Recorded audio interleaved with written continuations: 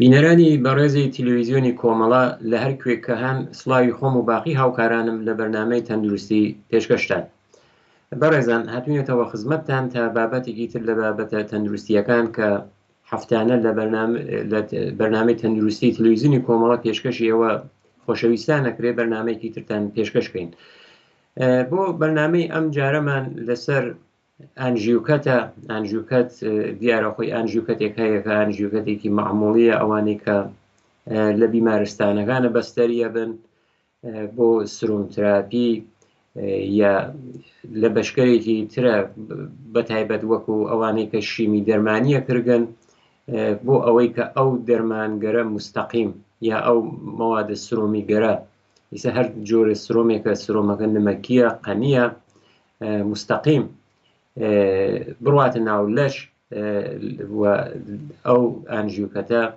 ئەو ارتباتە بەرقەرارەکات، یانێ ئەو خەت دەرمانیە و خوێن لە تەریخە و ئانژیوکەتە و بەرقەرارە بێت. ئانژیوکەتێکی تر کە هەیە و بەرنامەی ئەم هەفتەیشمان تایبەت کردووە بەوە ئانژیوکەتێکە بە ناو PICC ئەناسرێت. من پێشەکی ئەوە بێژم لای خۆمان هەر بە ئانژیوکەتە ناسرێت بە کانولای شناوی لێ بەرگێ جار وبار، بەڵام ئەم ئانژیوکەت PICCە لە مەرکەزگەرێک کە تایبەتی بۆ زوانێکی تەخەسوسی خۆیان وەکو کاتێتریش ناوی لێ بن. ئەم کاتێترە مەرکەزی مەحیتیشی پێڵێن بۆ ئەوەی کە دەستڕەستیک یا ئەوەی کە دەست زۆرتر مەسیرێکی زۆرترە پێوێت لە لەشە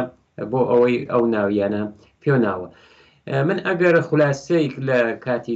لە کانولا یا ئانژیوکەت کە لە چه ساڵێکە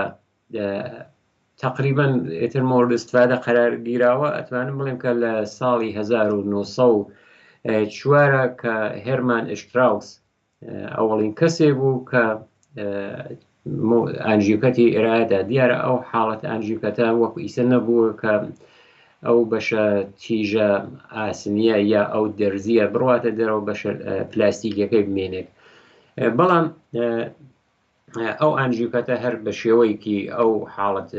دەرزیەکەی بڵین بەشە فلزیەکەی هەر ماوە بووە. تقریبا هێرمان ئشتراوس خۆی قەبلەنیش دەرزیکی دروست کردو بوو کە تانی خوێن لە بەدەنی ئینسان لە بەدەنی مرۆڤ کێشێت بووە و ئازمایش کە ئەو زەحمەتگەرێکی زۆری کێشە. ئەم ئینسانە هەروە دەستگایەکیشی دروست کرد کە یەکەم دەستگا بوویسە کولونوسکۆپی، ئەوەی ئەو دەستگای کە ئەچن و ڕوودەی گەورە ئەوڕی خۆڵە گەورە ئەبینن بە دووربین. کاتی خۆی هەر ئەم هێرمان ئشتراوسە ئەوەی شێت زیاکرەوە اختراعی زیاکر بە زانستی پزیشکی، هەرچەند بەسەرهاتێکی تایبەتی بە سەرهات دوای ئەوەی کە نازیەکان هاتنە سەر دەور و بەهۆی ئەوەی کە کەسە یەهودی بوو تەبعید کرا لەناو نەخۆشی خۆی لەناو نەخۆشی و فەقر و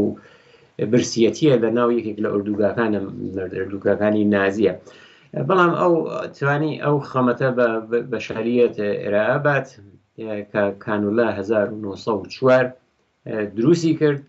1945 ئەم کانولای کە ئیمەیسە ئەیبینین بەم حاڵەتە دەرهات، یانێ ئەو کانولا بوو بە دوو بەشێکە دەرزیەکەس پێس و دیوارەی ڕەگەکە کونەکات ئەڕواتە ناو، کاتێکە شوێن خۆی گرت لە ناو دەمارەکە لە ناو ئەو ڕەگە بەشە دەرزیەکەی تێتە دەرەوە و ئەو بەشە پلاستیکیە ئەمێنێتەوە. هەروەکە ئیسە لەم ڤیددیۆ ئەبینن ئەوە بەشە فلزیەکەی بڵێن دەرزیەکەی کێشا دەرەوە بەشە پلاستیکەکەی ئەمێنێت بۆ مراحل بعدی کە چەسب ئەکرگێت کە دیارە ئەو چەسپەریشە ئەمڕۆ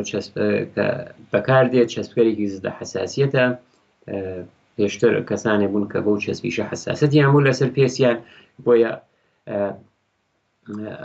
دوای ئەوەی کە فیکس کرا یانێتر سابتە کردێت بە چەسپ فیکسە کردێت. PIC تقریبا تایبەتمەندیگەرێکی هەیە، تایبەتمەندیەکەی ئەوەیە کە ماوەیەکی درێژخایەنتر بەکاردێت، یانێ کانولایەکی معموڵی ئەگەر 48 ساعت تا 72 ساعت ماوەکەیتر بەسەرچی ئەبێ شوێنەکەی بگۆڕگەی، بەڵام لە PIC تایبەتمەندیکی کە هەیە ئەگەر حاڵەتی بێتە پێشەوە کە بۆ نمونە 15 ڕۆژ پێویست بێت لە کاتێتر یا کانولای PICC استفادە یا کەڵک وەرەگیرگێت. معموڵەن لە مناڵانە بەتایبەتەوە مناڵانەی کە ناڕەسن دێنە دنیا یا ئەوانەی کە شیمی دەرمانیگە کردن لە ماوەیەکی شیمی دەرمانیەکە ماوەیەکی کورتە بینی بۆ ئەوە زوو ئەو پێسە یا ئەو کەسە تووشی مشکڵەکە لە کاتێت لە کانولای PICC استفاداکردێت. تایبەتمەندی بە PICC ئەو بەشە پلاستیکیە درێژترە، یانێ هەروەکو کانۆلا کاتێکە بۆ شێوە قەرارە گیرگێ، بەڵام بەشە پلاستیکەکەی زۆر درێژترە کە ئەو پلاستیکە هدایەتە گرگێت لە یەکێک لە سیارڕەگەکانی نزیک بە دڵ لێنە جایگوزینیە کردێت. ئەمانە ملاحظاتێک کە هەیە بۆ ئەم کاتێترەتە وەکو ئەوانی تریشی ئەم ئەنجیوکەتە وەکو ئەنجیوکەتەکانی تر ئەبێت پاک و خاوێنی مەراحلی ئیستریل ئەوانیشە ڕعایەت بکرگێت. وتمان بۆ کاتێک تەوسیاگرگێکە بەتایبەت ئەو دەرمانە زیاتر لە 15 ڕۆژ بخایێنێت بۆ ئەوە زوو مەجبور بە عوەزکردن نەبێ لەم ئەنجیوکەت PICC کەڵک وەرەگیرگێت. یەکێکتر لە مەزیەتەکانی ئەوەیە کە بەخیەش ئەکرگێ، یعنی لەو شوێنی کە دانرگێت یەک دوو بەخیە لێ دەرگێ بۆ ئەوەی کە فیکس بێ یا شوێنی خۆی بگرێتەوە. ئەم شێوە یا ئەم متۆدە لە ئەنجیوکەتە معموڵەن هەیە، وتمان لە مناڵانێک کە بۆ ماوەیەکی زۆر ئەبێت لەژێر چاودێریە بن یا ئەوانێکە شیمی دەرمانیە بن، یا بە هەر هۆی کەسانی تر هەن کە واقعەن دەماردۆزینیان لە وەختی ڕەگگیریە زۆر سەختە، بۆیە ئەتوانن بۆ ئەوەی کە تووشی ئەم حاڵەتە نەبنێت بە هەر هۆی کە بەنەن زعیف بوو بە کەم ئاو بوو بە ڕەگەکانیان بە سەختیە دۆزگێتەوە لەم ڕەوشە لەم ئەنجیوکەت گوزاری PICC کەڵک وەرەگیرگێت. معموڵەن ئەو کەسانیشە کە چاودێریەکەن ئەبێت حتممە دەورەیەکی تایبەتیان دەوێت، دەورەکانیش ئەبێت کە هەم بۆ ئەوەی کە بۆ دانانی هەم بۆ دەرهێنانی ئەبێت دەورەیەکی تایبەتیان دەنێت. ئەوەی کە ئێمەی وادار کرد کە ئەم بەرنامە لەسەر ئەم بابەتە پێشکەشکەین دوو حاڵەت بوو، یەکێک پرسیارێک کە ماوەی لەوە پێش یەکێک لە بینەرانمان پرسی بووی بەهۆی ئەوەی کە مناڵەکەی بردوو بۆ یەکێک لە شارە گەورەکان، وتی شتێک وا بوو بە دیارە و کاتە هەر لەو شێوە ئێمە جواب بمانداوە. دویش لە ماوەی دەڕۆژی ڕابردووە لە ئیتالیا ڕەوشێکی تازەیان داناوە کە بۆ ئەم شێوەی لە ئەنجیوکەتە ئەوبەتە بۆ حاڵەتی مراقبەتەکەی بۆ نگاداریەکەی کە من لە درێژێ بەرنامەکە و چۆنیەتی بۆچی ئەو بەرنامانە تایبەت کردووە ئەوە عەرزی خزمەتانەکەم. معموڵەن هەم لە کانولا یا ئەنجیوکەتێکی معموڵیە و هەم لەم نوعیە PICC حتممە ئەبێت ئێمە ئەو کەسێک کە ئەنجیوکەتەکەی بۆ دانراوە لە بەرچاومانە بیانە شێوەی ئاسیپتیک ئەو شوێنە حەساوی زدەفۆنی کرابێت کە بەهۆی ئەوەی کە دەرزی و پلاستیکی ئەڕواتە ناولێت ئێمە ئەو بەشە میکرۆبی نەوێت کە ئەو کەسە میکرۆب بڕواتە ناو لەشی و میکرۆبە تووشی ئەواقبێکی خراپتری بکات. بۆیە ئەبێت حتممە لە هەردوو شێوەکە ئەو شێوەی ئاسیپتیکە بە باشی ڕعایەت کردی، بەتایبەت لەم PICC کە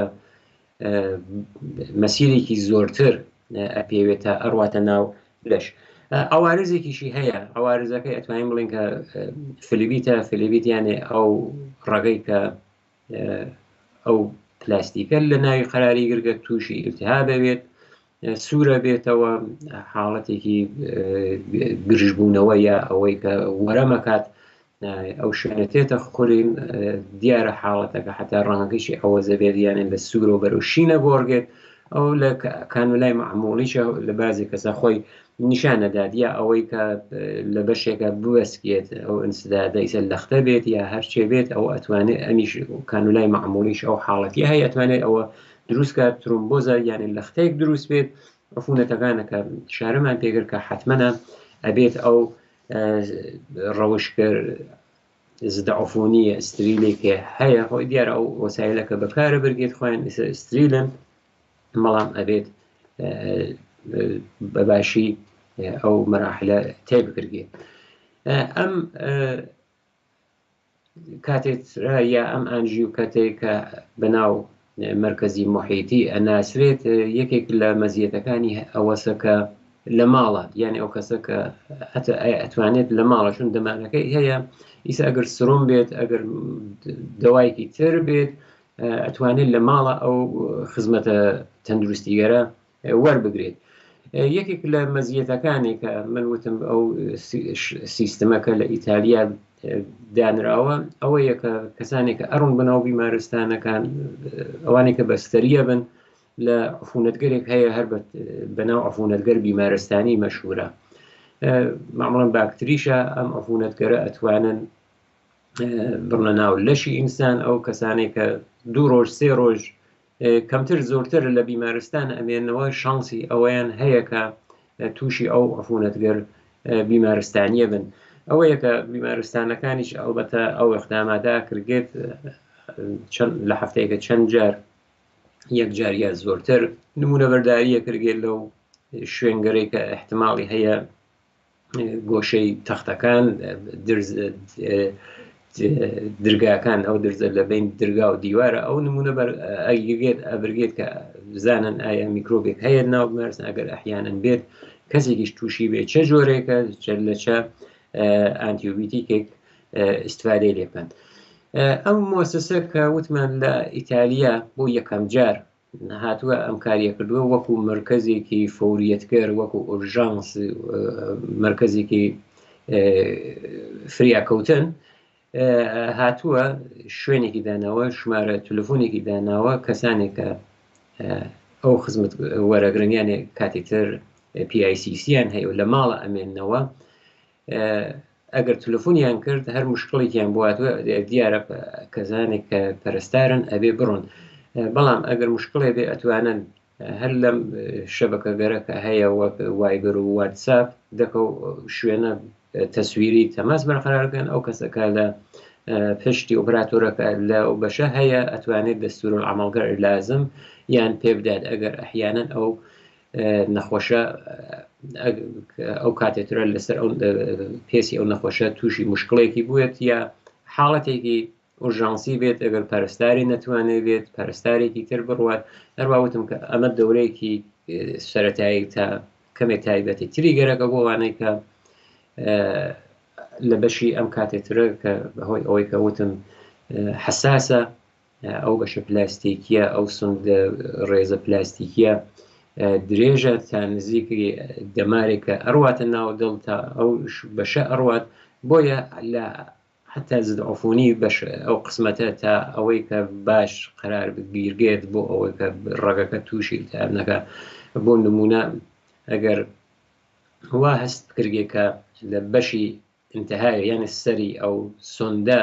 تووشی ئینسداد بێ ئینسدادێ وەکو لەختەیەک دروست بێ ئاوە و نزیکیشەکە لەگەڵ دڵ هەیە ئەتوانێت خەتەراتێکی گەورەیان بۆ دروستکە بۆیە ئەمان هاتوون لە مرکزێکی تایبەتیان بۆی داناوە 24 سەعاتە ئەوانەیە کە ئەو خەمەتە وەرەگرن تانن ئەگەر مشکڵی هاتە بەرەو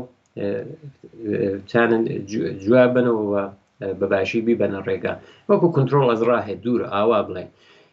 چۆن یەکیەکە یخ بۆچی ئەم کاراکەن فقط هەرو دەلیلیە هەیە ئەڵێن کە ئەو کەسانێکە لە بیمارستانە بەستەریەوەن دیارە نەخۆشن بەڵام احتماڵی هەیە تووشی عفونەتگەر بیمارستانی بن یانێ بۆ چارەسەر شوێتن تووشی نەخۆشیکی تر بن کە ماوەیەکی زۆریش ئەبێت ئەو نەخۆشیەکە کە تووشیە بنەوە عفونەتە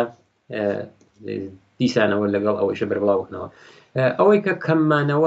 کەممانەوە استراتیژی کەممانەوە لە بیمارستانەکان واقعاً هەر بووە بەڵام ئەو مەسلەی کە لە 2020 هاتە بەرەوە مەسلەی کۆرۆنا مەسلەی کۆرۆنا ئەو مەسلەیە هادە و کردەوە کاتە ئەوە بوو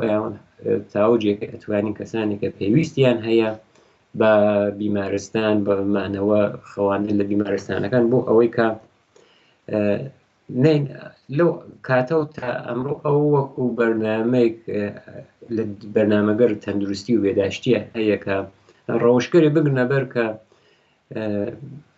هاتنی نەخۆشەکان بۆ ناو بیمارستان یان بەستەری بوونیان خەواندنیان لە بیمارستانەکان و کەمەوە بێتەوە ئەو ئیدەکە وتمان لە سەردەمی کۆرۆنای تر سەری هەڵدا ئەو کاتیشەکە بینەرانمان ئەزانن یەکێک لە دەستور عەمەڵەکان ئەوە بوو کەس نەڕواتە دەرەوە لە ماسک استفادە کردێت بیمارستانەکان بوو بە شوێنێکە چۆن کەسانێکی زۆر بەستەری کرابوون ئەو عفونەتە بوو بە هۆی ئەوەی کە کەسی کە بەهۆی نەخۆشیکی ترەوە ئەچوو بۆ ئەو خستەخانە تووشی کۆرۆنایش ئەبوو ئەوە تقریبا ئەتایی بڵێن کە درێژەی ئەو سیاسەتە سەکە هاتە مەیان کە بتانن بە ئەو ڕەوشکەرەی کە ئەتوانن لە ماڵە محافزەت یان لێفکردێت هەتا بەم شێوەگەرەکە ئیمڕۆ هەیە بە وەکو ئەو کنترۆل لە ڕێگەی دوورەوە بە دووربین ئەوانە ئەمە مێتۆدەکە بووگە کە ئەو کەسانیشە کە خۆیان چاودێری ئەم مەسەلاکەن دوای 45 ڕۆژە و ڕزایەتیان بوو بە وتویانە هیچ مشکڵێکی حادی وامان پێش ناتوە جێبەجێبوونی کانۆلاکە ناو دەمارە یا عفونەتێک کە بەفەرز لە ناو ماڵە ئەو کەسە عفونەتی گردوێت ئەوەیە کە هەڵەگەرێتەوە بە هەم خۆی هەم بۆ ئەو کەسێکە ئەو مراقبەتە کە پەرستارەکە سیە بەهیارێکە ئەنجامیەدا معموڵەن ئەم کاتێترە تقریبا مراقبەتەکانی وتمان وەکو ئەنجیوکەتێکی معموڵیە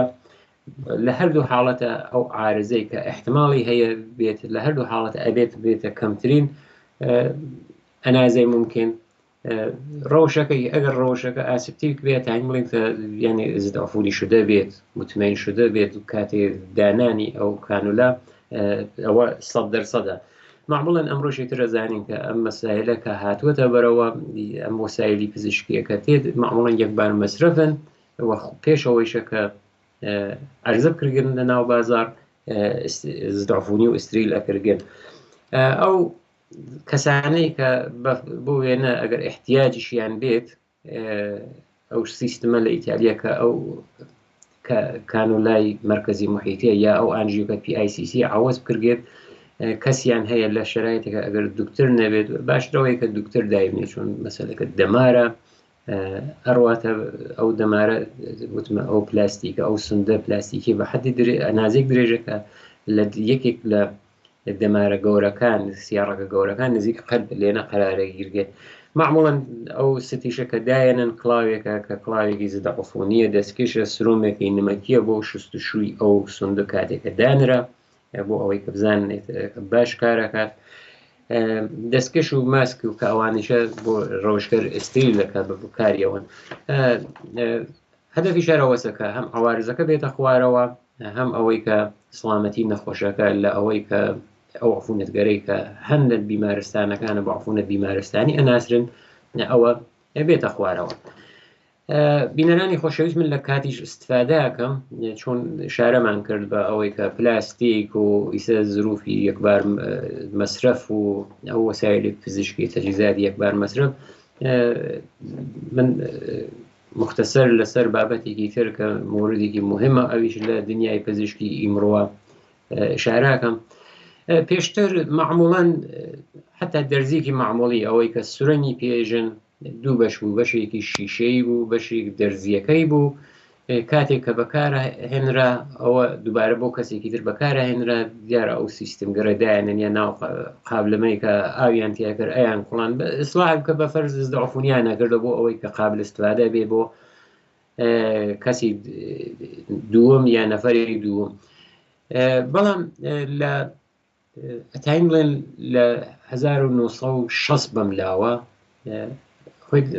مەبەستەوەی نییە کە بڵێن دەرزی کولەن دەرزی پێشترەوەژە بۆ ئەوەی کە ئەم احتماڵی عفونەت لە کەسێکە بگوازرێتەوە بۆ کەسێکی تر زۆربەی تەجویزاتی پزیشکی لە پلاستیک استفادەکردی یعنی لە پلاستیکە ئەو پلاستیکیش ئەو بەتە پلاستیکی کە هەموو جۆر پلاستیکی نییە پلاستیکێک فرمۆڵێکی شیمیایی تایبەتی خۆی هەیە استفادەکرێت و عفونەت کەمە بووەتەوە یعنی پێشتر کەسانێک کە دەرزیک ئەوە شرا پێشتر منزم 60 ساڵەوە بەرە ماوەیەکی کورتی پێشتر ئەو سورەنگە بە هەر شێوەیەک احتماڵی بگو کە عفونەتە هەر خۆیان نگا بێرێت لە کەسێک بوازرێتەوە بۆ کەسێکی تر یانە تووشی نەخۆشیی تری کرد ئەو وەسایلە کریا بە پلاستیکی تقریبا یەکبار مەسرەفە ئێمە واژێک ئەبیسین جاروبار بە ناو زبڵگەر بیمارستانی ئەم زبڵگەر بیمارستانیە دەرسەدێکی زۆری هەر موادی پلاستیک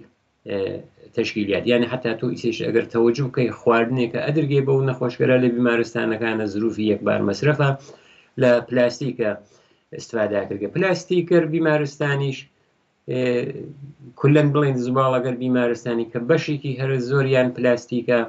دوور ڕێگەی هەیە بۆ لە ناوبردنیان یەکێکی سووتاندنە لە مێژە ئەوە هەربوو بە معموڵن ئەسووتێنرن بۆ ئەوەی کە ئالودەن بە ڤیرۆسگەر بە میکرۆبگەرێکی مختلف بۆ ئەوەی کە لە ناو ببرگن پێشتر ڕەوەشت تر بوو کە ئیسە ئەوە ڕەدەکردێتەوە دەفنکردن بوو یانێ چاڵێکەکردرا لەژێر خاکە دەف نەکریا لە هەر حاڵەتە هەردوو حاڵەتەکەی هەرتکی زبڵی بیمارستانی بوو دیارە ڕەوەش دوومەکەی بکەم بەکارتی یا هەر بەکار نابرگێت هەر لەو سووتاندنە استفادەکردێت سووتاندنەکەیش کە بەکارە برگێت تقریبا ئامارێ گیراوە کە مەسەڵەن ئەڵێن کە لە بیمارستانەکانە هەر ئەوەی کە بەرخیانەوێت 24 سعاتە کاتێکە بەرقەچێ لە موتوربەرقەر استفادەکەن ئەتوانێت لەو سووتاندنی ئەو زبڵگەر بیمارستانی کە وتمان زۆربەی پلاستیکیە ئەتوانێت